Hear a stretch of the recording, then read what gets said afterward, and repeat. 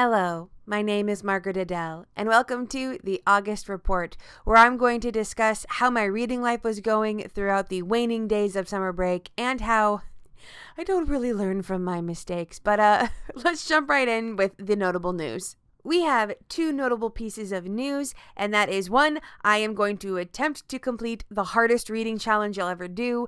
It is in its second season 2.0, if you want to call it that, and it is aptly named. I have never met a reading challenge bigger and more encompassing than this, and I am going for a full bingo board blackout.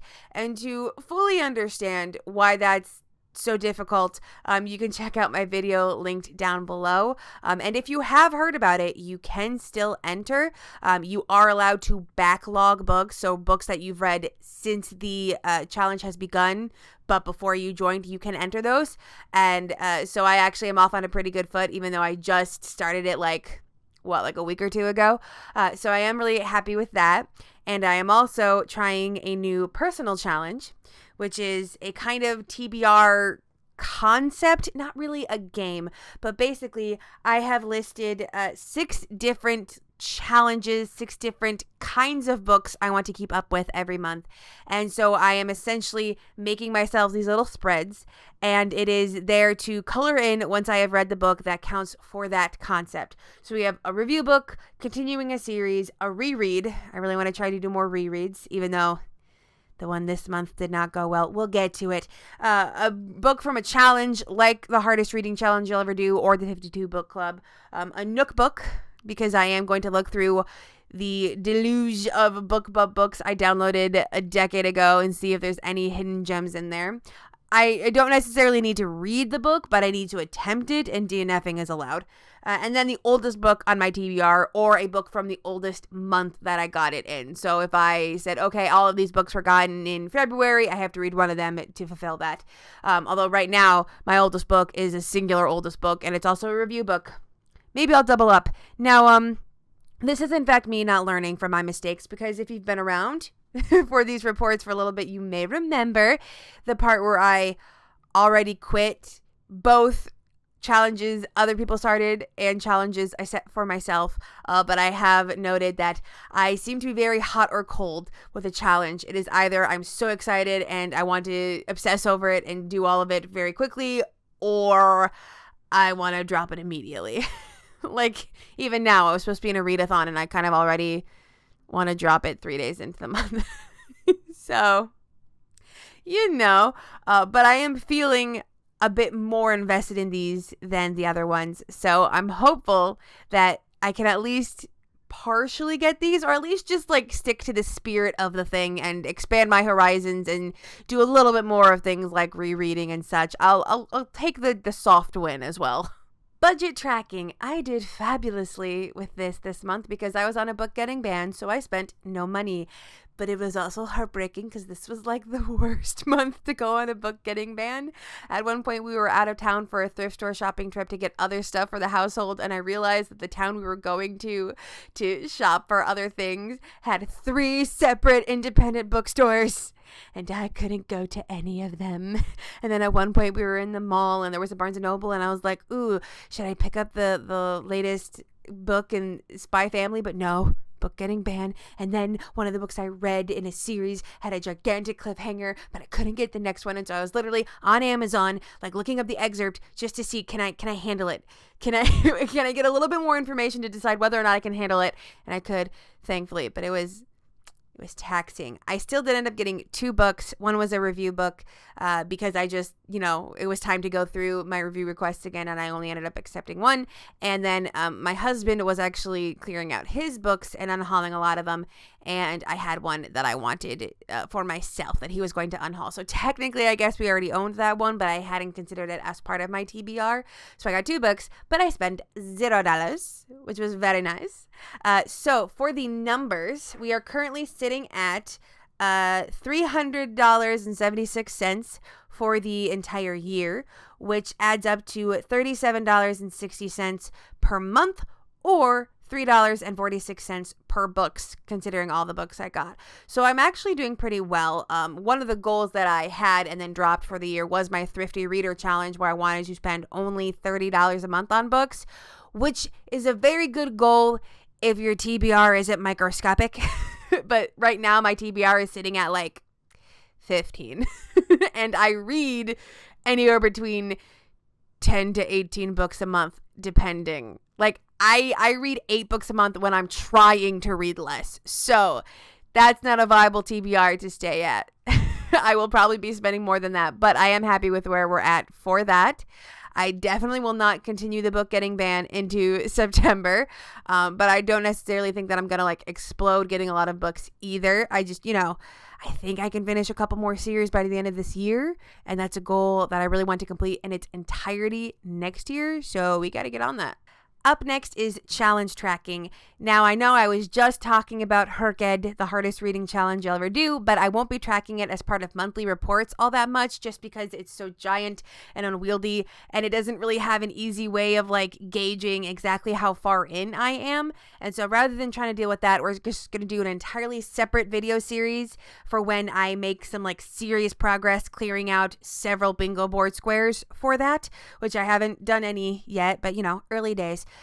So we'll jump right into series, and I am doing fantastically with the series just because, fortunately or unfortunately, depending on how you look at it, my series starters that I'd gotten that I were afraid were going to explode my challenge didn't really happen. Didn't really like them enough to want to continue. So, it's never fun to read books you don't like, but also my challenge is sitting pretty well. So I've got that going for me. Although the Smashwords taste test video is going to be a trip. Be on the lookout for that coming out soon. But regardless, I am currently sitting at... Hold on. I misspoke. I am not up to date on 10. I am up to date on 3 and still have installments to read for 10. Don't know why I said it like that. I'm not quite that good. 13 series that I am working on, and I am up to date on 10, just waiting for the next installment to be published, and that leaves me 59 books left. Now, I actually have made more progress. This is as of the end of August. First couple days in September, I've actually already had some major progress for some other unfortunate reasons we'll talk about in the September report. But I'm really happy with that one. I have also made some great progress in NetGalley because I did get another review out now that I'm not waiting to hand sew an entire skirt just to review a book. I am really a big fan of that skirt. For all of its little flaws, I am already planning how to tweak the pattern and make a different skirt with that pattern. But regardless, I am sitting at 89%. My original goal for NetGalley was a ratio of 90%, and I can get that in like one more book. I have not gotten a new book out yet because I am realizing I get such bad choice paralysis when it comes to NetGalley. Like that's half the reason I do all these like challenges and goals and stuff. It's so that I can kind of format like, okay, what should I look for?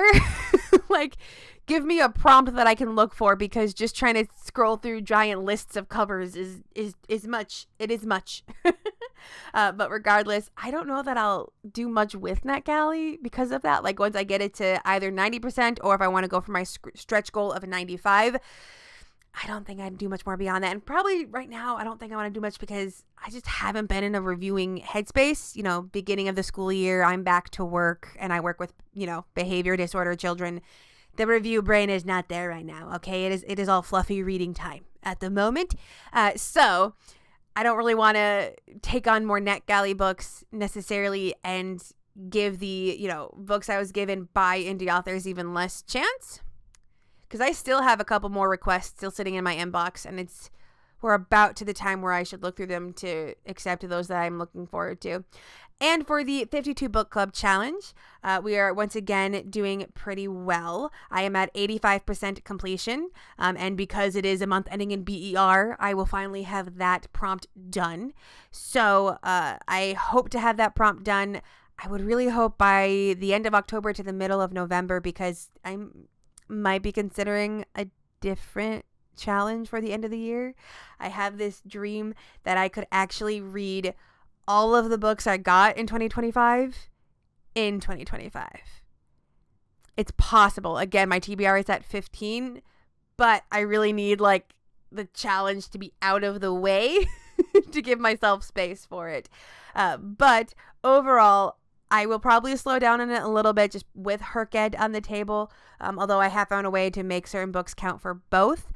But that one is as good as completed in my mind. I only have 7 prompts left, I can do that. Next is the notable reads, and as usual, I like to start with the negative, the read that stood out in a bad way, and end positively. But actually, we don't have one negative notable read. We have 3, because it's a whole trilogy. I decided that I wanted to vlog myself rereading the very first indie ebook that I ever bought. That video will be down in the description. And since it was the sequel of a trilogy, I was like, hey, we'll just do the entire trilogy. And I believe someone in the comments of that video said, wow, those books sound like the most 2014 thing ever. And correct. Very definitely pre-Me Too. It was a contemporary romance, something that I do not read much anymore. But I was obsessed with this trilogy for a hot minute. And I reread it a lot from 2014 to 2015. But it's also very important to note that that era was one in which I was very single. When I read book 1, I was fresh out of a nearly 4-year-long relationship in which we had called ourselves engaged for a long part of it. And I would not meet my husband until over a year later. So this dramatic billionaire romance, billionaire and college student, as you do, captured me in a way that was not justified. Rereading that at all. I was rereading that thinking, oh my God, I was so single. It was great. Realizing how far I've come in my reading tastes and in my ability to analyze things, that I can recognize that for what it was. But you can watch that and watch me realize in real time how terrible my reading tastes used to be. But I'm still not against rereading. I still want to do it. I still want to go through all of my Nook books because there were a couple gems I found off BookBub. But that's also why I am giving myself the allowance to DNF, because I foresee a lot of similar situations popping up. I just realized I forgot to actually say the name of the series. It's called Luke and Leah by Sydney Landon. Book 1 is Pierced. Our positive notable read is me finally going back to the book that I was so nervous to go back to, and that is Archangel's Prophecy by Nalini Singh. This is book 11. I gotta stop reading such long series. In the Guild Hunter series, and of course I can't explain anything going on because approximately a cajillion major plot points have happened by this point.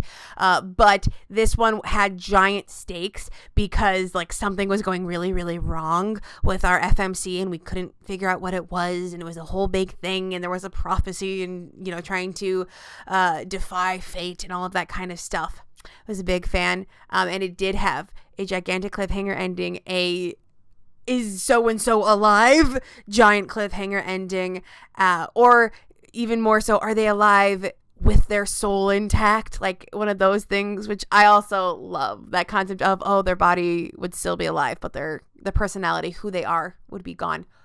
It was a lot. It was very dramatic, height of the melodrama.